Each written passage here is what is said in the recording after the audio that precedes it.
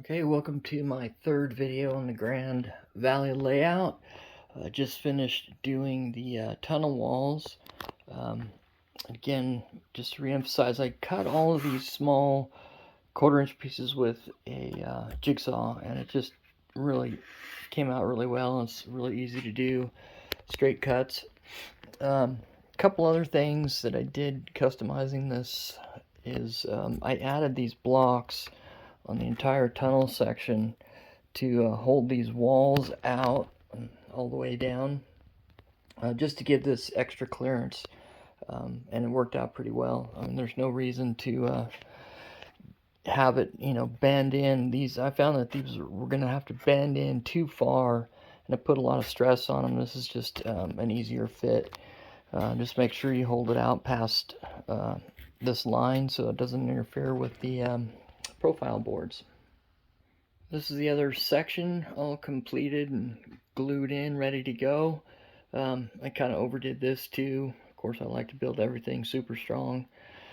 It doesn't hurt to overbuild a little bit. Something else I did here for the rock tunnel portals was I brought the foam out here. I added some pieces in here so these guys would have something to sit on, because it looks like when the instructions, or in the instructions, excuse me, there is nothing there, and it looks like you're supposed to lay those on top of the plaster cloth, which is probably okay, but this just gives them a nice place to rest. So the other thing I would be sure that you do prior to buttoning these up is doing the wiring. I think I covered this before, but I've already got all my wiring in place in the tunnel sections. I've got this all buttoned up and ready to go. I put the wires probably about 3 feet apart, which you probably don't need to do, but I want to make sure this is getting enough juice back here in this tunnel section and when they're kind of going up and down the hills.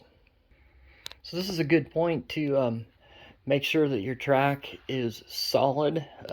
As I said before, I have soldered together all of these connections, and I'm going to leave a few of them off at the junctions in case I have to replace those, which I might with electric switches.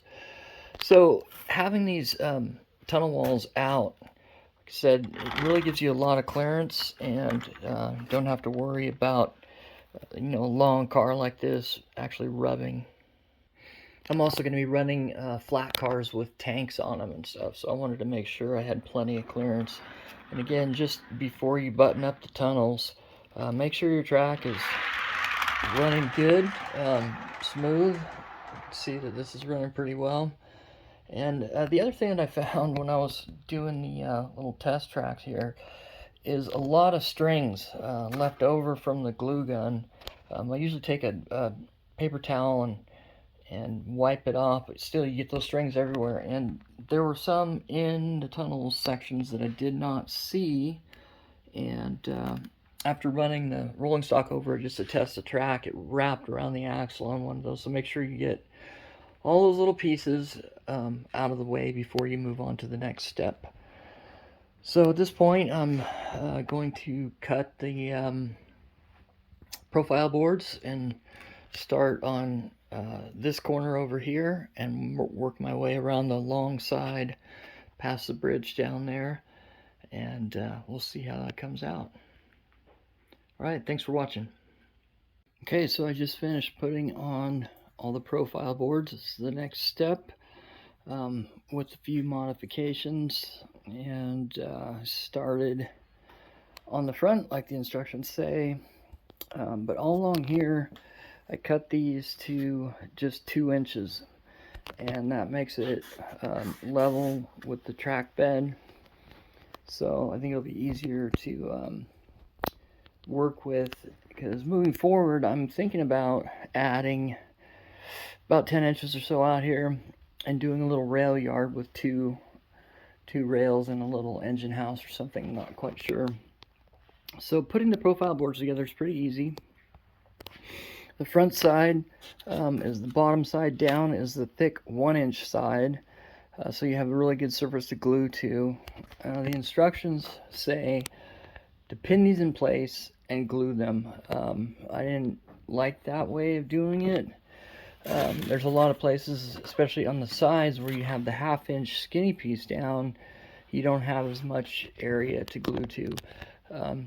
So I found that with using the low temp glue gun and glue sticks, that there's plenty of time to run a bead down on the bottom and then work these into place. And there's enough time before it dries, you can kind of make adjustments, pulling it out and making it flush with the front. And then I simply took a paper shop towel and cleaned it up while it was still hot, and it came out, you know, nice and flush, really clean all the way around.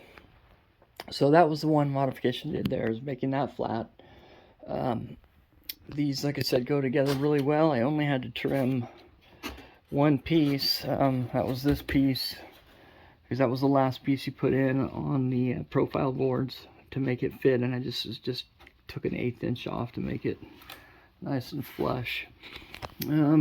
So back here you can see the 2 hatches, and they say in the instructions again to use 1 by 2 inch pieces here, and that seemed kind of flimsy, so I doubled that and did 2 by 4 inch pieces.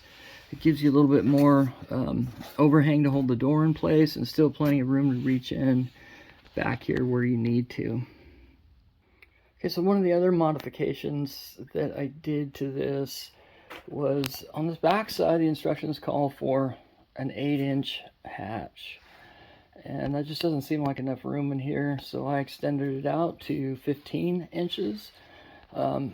And it's easy to do. I left 2 inches on this side, so it gives this top piece something to glue to, and you have a much bigger access port, so you can, you know, reach around into the tunnels if you need to, or just gives you a lot more room to work with. I thought that was something that made a lot more sense to do. After doing gluing the bottoms, then I came around with a glue gun and squirted in, made a bead along there, you know, places that were accessible. There's a lot of places that aren't. This whole section in here, you can't get to the back side. This entire front section you can't, and all along there to the end of that tunnel portal is pretty much inaccessible. So again, gluing it by the bottom is the way to go, but putting extra glue all over this just made it that much sturdier. So I'm on to putting on the tunnel tops, and I cut this first piece in out of the 1/4 inch, like the instructions say, but it's really flimsy. I didn't want to have a pillar down there to support it, just because that would, you know, kind of limit your room for working around. You'd have to work around it. So what I did was I glued this on the bottom to give it some rigidity, but it's still too flimsy. And what I'm going to do, what I decided to do, was go with 1/2 inch here. There's no reason why you can't. There's plenty of room. I've already purchased a couple extra 1/2 inch pieces, and it's going to be strong enough where it doesn't need to be supported, and you can hold more weight on it. And again, I just like to have things heavy duty. What I'm going to do in this corner is a little different than what the layout is calling for. Basically, you're going to make the whole upper part a rock outcrop, and so I'm going to have, you know, a little bit more extra weight up there in rock molds. I've got a few rock molds, but I just found this really awesome rock that out in the yard that I'm going to use for the top rock mold. So what I'm going to do with this is get liquid rubber latex, and you can put about 5 coats or so on this. You can strengthen it too by putting some gauze like between the 4th and 5th coat, or put 6 coats. And then you end up with a really cool, very unique rock mold. So I'm going to cap the whole thing with a rock mold that I make from this rock. Okay, so one other thing that I found, it's kind of weird with the instructions, was this piece here. It says to do 2.5 inch tall, but that leaves this whole section unsupported when you put the tunnel tops in, which I find is kind of odd. There's no reason not to cover that up. You don't need access back there. And the instructions aren't real clear on what you should be doing. It shows here that it is down, so I did read these instructions right, that it's 2.5 inch, but again, that leaves a gap from here to here where the tunnel tops are not supported.